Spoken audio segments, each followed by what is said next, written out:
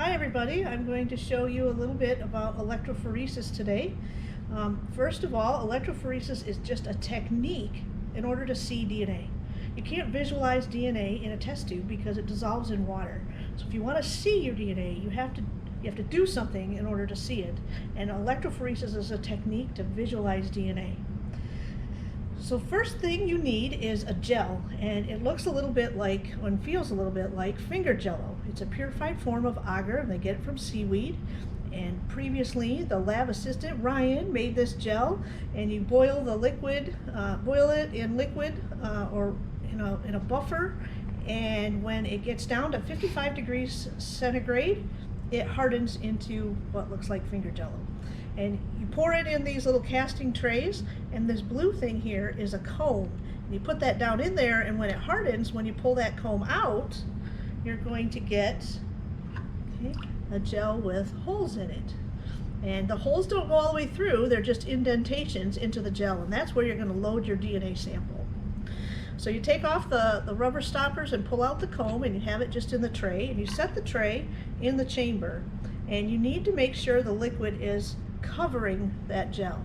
This liquid is mostly water but has a bunch of salts in it because it turns out that DNA is negatively charged, and when you put it in a fluid with electrolytes, we talked about that last week, it carries electricity, and as electricity goes through, the DNA is going to move towards the positive end of the chamber because, again, it's negatively charged, and positive and negative attract. So the DNA is going to move through the gel, and smaller pieces of DNA move faster than larger pieces. So it'll separate the DNA based on the size.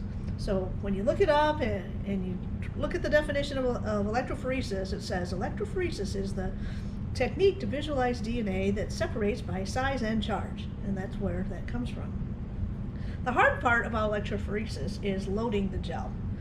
And so you have this chamber, and it has liquid in it, and it has a gel in it, and the liquid is clear, the gel is clear, and DNA is clear. So it's really hard to see. So one of the things they do when they prepare DNA samples to load into a gel is add a blue dye called bromophenol blue. And that basically doesn't do anything to DNA, it just makes it so we can see what the heck we're doing. So you can tell where it goes in the gel. There is a second dye in this sample as well called ethidium bromide, and ethidium bromide is a dye that intercalates or gets between the bases of DNA in the double helix structure, and it fluoresces under UV light. So that's how we're going to look at our pieces of DNA after we're done, and we will show you that a little bit later. So to load a sample, we're going to use plungers today, and each of these plungers is a little metal rod with a capillary tube on it. Okay, and you take your sample, open it up, and you have to hold on to the rod part, and you just pull up, and that pulls up some of that blue sample. You just very carefully go down into the well, and you don't want to push all the way through, but you want to have the bottom of it in the indentation, and you push it through. Okay, so again, you just pull up your liquid. Should have preloaded some of these so you didn't have to watch me do each one. Okay, and it's a little bit better if you put your hands on the edge of the chamber because it keeps you a little bit more steady. Okay, and we're going to make sure you can put them in any order you want, but you have to record, you have to know what you're putting in each lane. And I am loading these A, B, C, D, E, because if you look in your lab, this is the cancer gene detection lab. Okay, so if you look in your lab book, you should know what each of these samples are. And once you get all of them loaded, and again, you can't move the chamber too much because once you start loading, you don't want the samples to float out. Okay, so again, you want to load all your samples kind of carefully. Make sure you get enough in each lane, and then don't wiggle anything. All right, so once you get your samples loaded, you put the lid on, and the black colored switch thing, whatever, is the negative end, and this is the positive end, the cathode. And so you always run towards the positive end, run to red. So you simply plug in your electrodes into the red, and the black into the black. We're going to turn it on 85 volts. And so that's why the lid is so tight, so you can't stick your finger in there and get curly hair. And after a few seconds, you should see bubbles start to come up from the electrodes. And if you see that, then you know the current is running through. It's very important that you don't run this too long, otherwise your DNA sample will run right through the gel and into the buffer. Okay, so that's never a good idea. So in 30 to 40 minutes, we're going to come back and we will show you the results.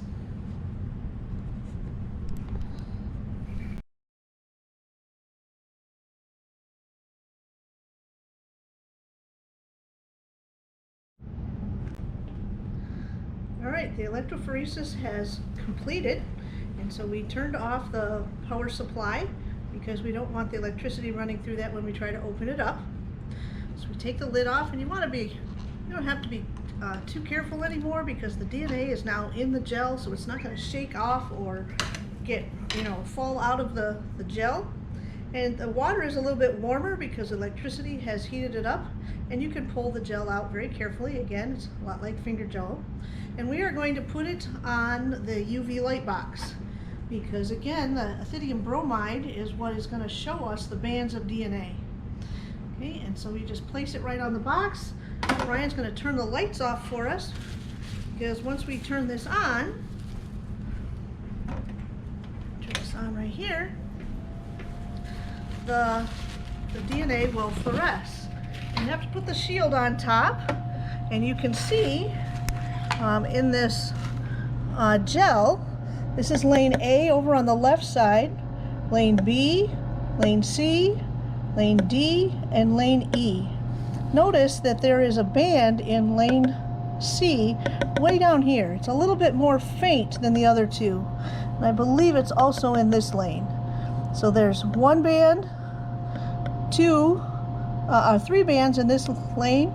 In lane D, the medium size and the small one, and then in lane E, just the two, the large and the medium band. So with those results, you should be able to interpret and figure out whether Valerie has La-Fermani syndrome, okay, in your lab packet. That's it. You have now done electrophoresis.